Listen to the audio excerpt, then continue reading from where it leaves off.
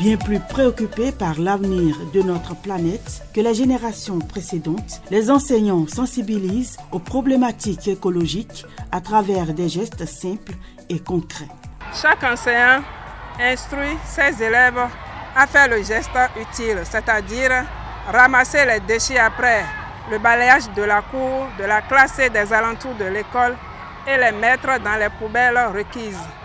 Il y a plusieurs poubelles qui contiennent des déchets différents. On met chaque ordure dans sa poubelle. Dans la poubelle verte, on met des plantes et des papiers.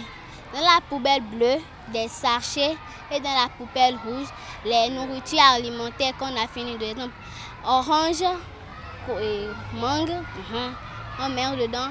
Et pour la poubelle jaune, on met des cartons dedans. Apprenants et enseignants s'engagent dans des actions de tri sélectif, de réduction de production de déchets ou parfois de la mise en place de potagers scolaires.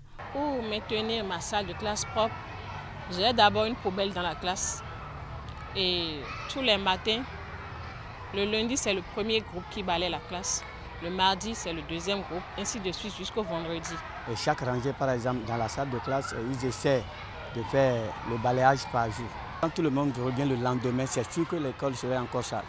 Donc ils sont obligés de piquer chaque feuille ou papier qu'ils trouvent.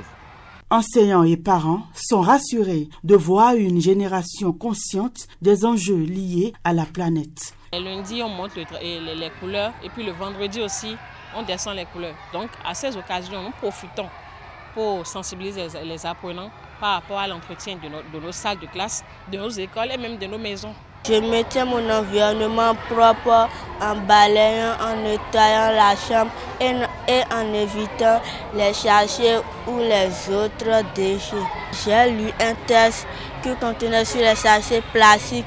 Un animal a mangé un sachet plastique et il est mort. C'est pour ça que on nous a interdit d'utiliser le sachet plastique. On ne met pas des déchets plastiques partout. Qu'on ne met pas des ordures partout aussi dans l'environnement. Ce n'est pas bon. On doit éviter de mettre des déchets aussi dans des caniveaux. Il y a des gens qui les brûlent et ça pollue l'environnement. Plus qu'un ensemble de pratiques éco-citoyennes, ces apprenants construisent leur cadre de vie et positionnent l'école en acteur de propreté et d'excellence, formant ainsi une génération prête à relever les défis écologiques de demain.